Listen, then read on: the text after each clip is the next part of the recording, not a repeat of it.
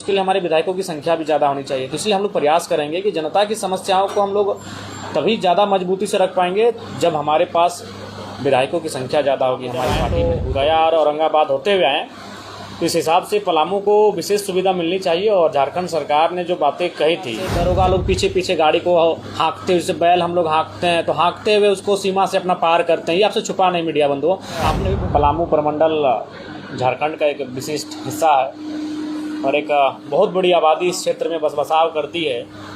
उस हिसाब से पलामू प्रमंडल के दृष्टिकोण से अगर देखा जाए, चूँकि हम भी पलामू जब आए तो गया और औरंगाबाद होते हुए आए, तो इस हिसाब से पलामू को विशेष सुविधा मिलनी चाहिए। और झारखंड सरकार ने जो बातें कही थी, जब हमारी सरकार बनेगी, माननीय मुख्यमंत्री हेमंत सोरेन ने अपने श्रीमुख से कहा था कि पलामू को उपराजधानी बनाएंगे।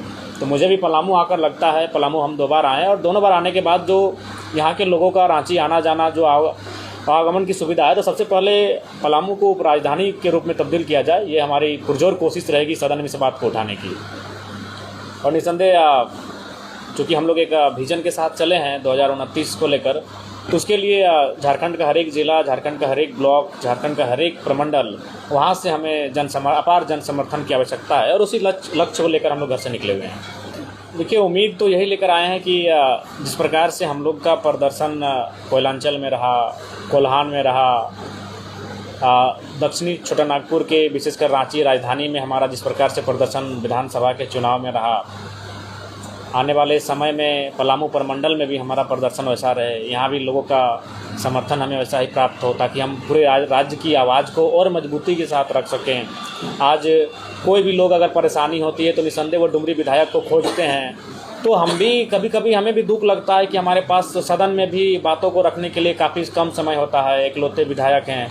तो इसलिए निसंदेह लोगों को जब समस्या आती है, निसंदेह वो पहला नाम जयराम महतो को याद करते हैं। लेकिन उसके लिए अगर व्यवहारिक रूप से देखा जाए, तार्किक रूप से देखा जाए, तो उसके लिए हमारे विधायकों की संख्या भी ज़्यादा होनी चाहिए। तो इसलिए हम लोग प्रयास करेंगे कि जनता की समस्याओं को हम लोग तभी ज़्यादा मजबूती से रख पाएंगे जब हमारे पास विधायकों की संख्या ज़्यादा होगी, हमारी पार्टी मजबूत होगी। तो इसलिए हमारा लक्ष्य है कि पलामू प्रमंडल में भी विशेष ध्यान केंद्रित किया जाए। भाषा की बात एक बार फिर से पलामू में उठा है, क्या रुख होगा? देखिए, हमने शुरू से ही कहा है कि झारखंड को आप एक भाषा के समीकरण में नहीं साध सकते हैं, क्योंकि झारखंड विभिन्न कबीलाएँ, विभिन्न भौगोलिक क्षेत्र में बसाव करने वाले लोग रहते हैं यहाँ, और यहाँ विभिन्न भाषाएँ बोली जाती हैं। तो इस लिहाज से सरकार को एक भाषाविद का गठन करना चाहिए, जिलावार करना चाहिए। और जिलावार भाषाविद का जो रिपोर्ट आए कि वहाँ के जो स्थानीय लोग जो सैकड़ों सालों से इस भूभाग में बसे हैं, जो सिर्फ और सिर्फ झारखंड के हैं, वो किस प्रमंडल में, किस जिले में, किस ब्लॉक में, कौन सी भाषा में अपनी बात को कह रहे हैं, बोल रहे हैं, समझ रहे हैं, और उसके अनुसार जिलावार जो नियुक्ति होगी उनमें उन भाषाओं को इंक्लूड करना चाहिए। ऐसे चतुर्थ वर्गीय कर्मचारियों की यहाँ बहाली निकली है, वो भी विवाद के घेरे में है। पलामू में स्थानीय होना चाहिए, उसमें सारे जिलों का बहाली होना। देखिए, अगर ये नियमता है कि जिलावार बहाली है और उसमें उसी ज़िले के लोगों का होना चाहिए, तो उनको उनका हक मिलना चाहिए। अगर वो जिलावार बहाली स्पेशल अगर किसी जिला विशेष के लिए है, तो निसंदेह जिला का हक बनता है। बैरकों से डुमरी अवैध जो कोयला की बात किया जाए, आपके द्वारा कहा गया था कि हम नहीं जाने देंगे, तो इसमें कितना सफलता आपको मिला? देखिए, सफलता मिली, लेकिन आप भी जानते हैं कि सफलता आपको पूर्ण तभी मिलेगी जब सरकार का भी आपका समर्थन रहेगा। अभी अगर आप किसी भी अगर कोयला के क्षेत्र की बात करें, बालू की बात करें, तो ये आपके आंखों के सामने है किस प्रकार से दरोगा लोग पीछे पीछे गाड़ी को हाँकते, जैसे बैल हम लोग हाँकते हैं तो हाँकते हुए उसको सीमा से अपना पार करते हैं, ये आपसे छुपा नहीं मीडिया बंधुओं। आपने भी बोकारो की घटना को बाकायदा मीडिया के माध्यम से देखा कि किस प्रकार से जो अवैध बालू जो संचालन कर रहे थे, वे लोग बड़ा बाबू पे चढ़ के बात कर रहे थे, बोलिए कि आपको हम देते हैं कि नहीं देते हैं महीना का। तो जब तक सरकार इन चीज़ों को गंभीरतापूर्वक नहीं लेगी, एक विधायक होने के नाते हम प्रयास कर सकते हैं, उस पर हम अवरोध भी उत्पन्न करते हैं, लेकिन पूर्ण रूपेण सफल तभी मिलेगी जब सरकार इसको गंभीरतापूर्वक लेगी। झारखंड सरकार नियुक्ति को लेकर सर, जो युवाओं का नियुक्ति है, दरोगा हो चाहे और भी बहालियाँ, वो सभी बहालियाँ लेट हो रही है, इस पर क्या आप कहेंगे सर? देखिए, इसमें क्या है कि झारखंड सरकार कहीं ना कहीं विफल रही है। मैया सम्मान योजनाओं के अलावा जितनी भी योजनाएं या फिर जितने भी वादे झारखंड सरकार ने किया था दूसरी बार सरकार आने से पूर्व, कहीं ना कहीं उनमें विफलता दिख रही है, चाहे वह वैकेंसियों की बात हो, उनकी नियमित कैलेंडर जारी करने की बात हो, या फिर जो लोग दोषी या कदाचार करते हुए पाए जाएंगे उन पर दोष सिद्धि के बाद उन पर कानूनी कार्रवाई की बात हो, उन पर कहीं ना कहीं वो फेलियर हो रहे हैं। हर एक एग्ज़ाम को लिखने के बाद रिज़ल्ट के लिए, तो कभी रिज़ल्ट में गड़बड़ी के लिए छात्रों को आंदोलन करना पड़ रहा है, उन्हें यहाँ तक भूख हड़ताल, आमरण अनशन का सहारा लेना पड़ रहा है, कभी कभी वो भीड़ आक्रामक हो जाती है, हिंसक हो जाती है। तो ये विषय तमाम बहालियों में देखने को मिल रही है। इसलिए सरकार को संवेदना दिखानी चाहिए, तत्परता दिखानी चाहिए, और विशेष जब भी परीक्षा हो उस पर विशेष नज़र रखनी चाहिए ताकि वो परीक्षा कदाचार ना हो उसमें। सर, अंत में ये जानना चाहेंगे कि आप जिस तरह से कहीं पे घटनाएं रात में भी होती है, अभी 12 बजे रात को आप ले गए थे घटनास्थल पे और आप खुद जाकर के थाना प्रभारी महोदय को फोन किया, उसके बाद उनके द्वारा कहा गया कि वो सेफ जगह नहीं है, आप वहाँ से चले आइए। तो सर, आपकी सुरक्षा के लिए जो कि लगातार आपके पार्टी के द्वारा, कई नेताओं के द्वारा अमित शाह जी को आवेदन लिख करके दिया गया, सुरक्षा की मांग की गई, उसमें अब तक क्या आप लोगों को उधर से देखिए उस पर हमारा कोई संज्ञान नहीं है। वो हमारे पार्टी के नेता होने के नाते उनको ऐसा लगता है जी, तो उन्होंने अपने प्रयास किया है, बाकी उसमें हमारा कोई दिलचस्पी नहीं है सुरक्षा को लेकर। और जहाँ तक सवाल है उस दिन की बात, तो अभी बोकारो के जो एसपी थे उन्होंने जो मीडिया में बयान भी दिया था कि सुरक्षा के कारणों से, लेकिन जब हम उनसे पर्सनली मिले, चूँकि अब वो बोकारो के एसपी है नहीं, तो हमें भी बात करने में कोई गुरेज नहीं। उन्होंने कहा कि विधायक जी आप भी जानते हैं हम लोग को सरकार का पक्ष रखना पड़ता है, लेकिन अगर ईमानदारी से हमको कहा जाए तो बड़ा बाबू को वहाँ जाना चाहिए था, इतना तो डरपोक नहीं होना चाहिए। एसपी महोदय हम लोग, चूँकि वो भी हमारी उम्र के हैं, हमसे 2 साल सीनियर है, 2 साल पहले वो मैट्रिक लिख के आए हैं, चूँकि अब उनका तबादला वहाँ से हो चुका है, इसीलिए बात हम ये मीडिया में कह रहे हैं।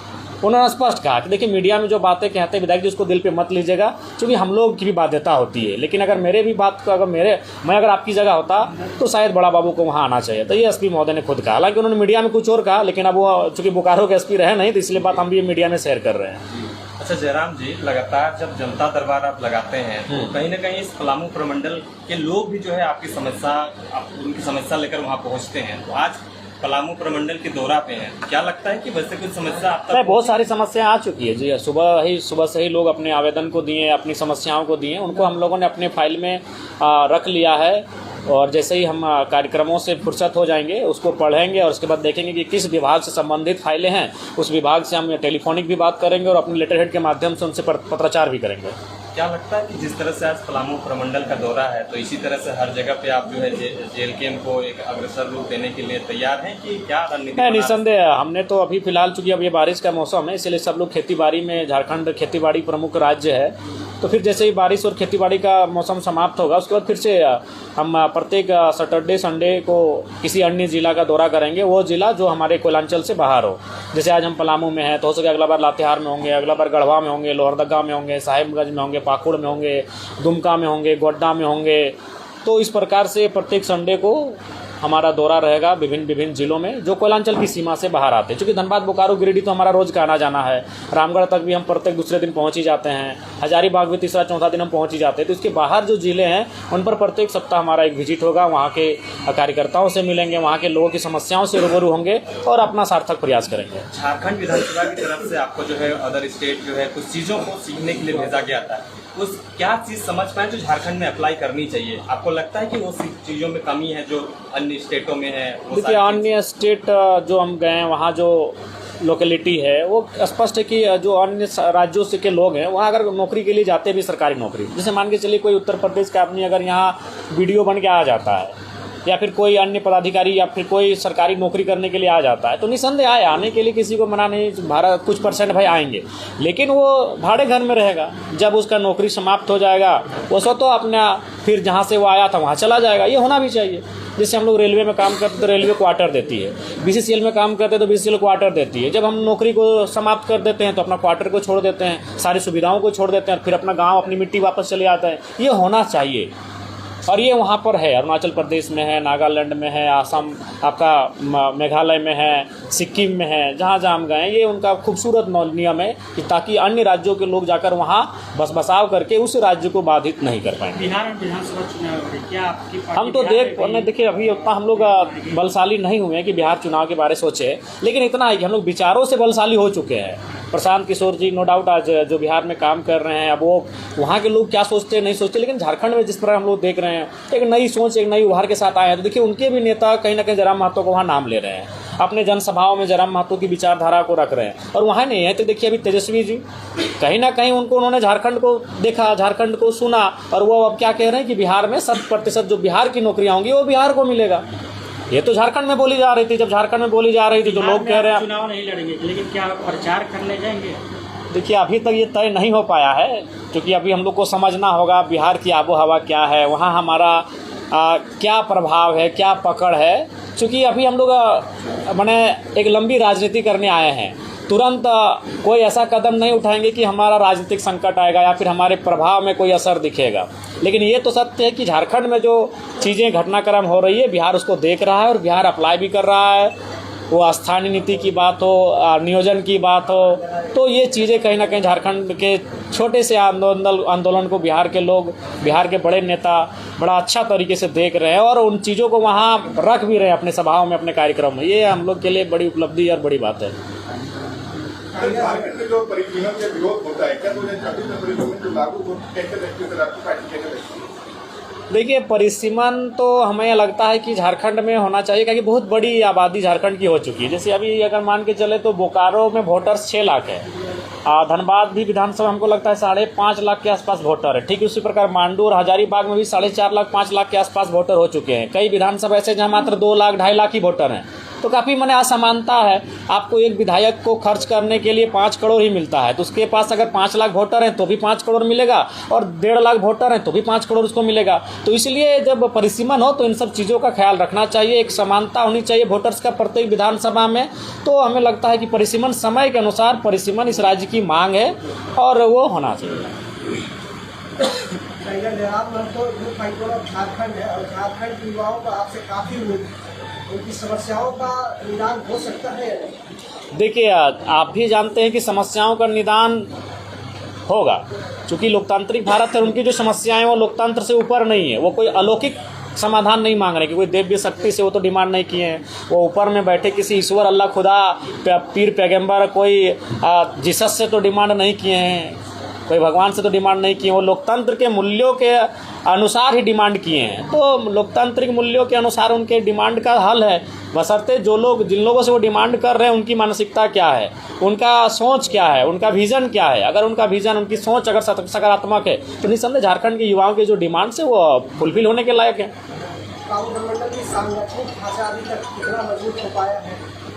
देखिए आप जिस प्रकार से मैंने कहा कि जो भौगोलिक दृष्टिकोण है ये धनबाद बोकारो की सीमा से काफ़ी परे है, काफ़ी दूरी है, लेकिन उसके बावजूद भी आज सुबह से लेकर हम अभी तक जब से यहाँ हैं लोगों का अंबार लगा, लोग मिले, अपनी समस्याओं को सुना रहे हैं, यहाँ भी आके अपनत्व का भाव लग रहा है, लोग अपना रहे हैं। तो ऐसा नहीं है, समय लगेगा, संघर्ष ही आपका परिणाम को तय करता है। तो हमारा संघर्ष, हमारी त्याग, हमारी तपस्या ही पलामू प्रमंडल में हमारे पार्टी का जो संगठनिक ढांचा है उसे तैयार करने में सहायक सिद्ध होगा। पलामू प्रमंडल को राजनीतिक हब कहा जाता है, लेकिन यह समस्याओं का देखिए समस्याएं हर एक राज्य में है, हर एक जिलों में है, हर एक प्रमंडल में समस्याएं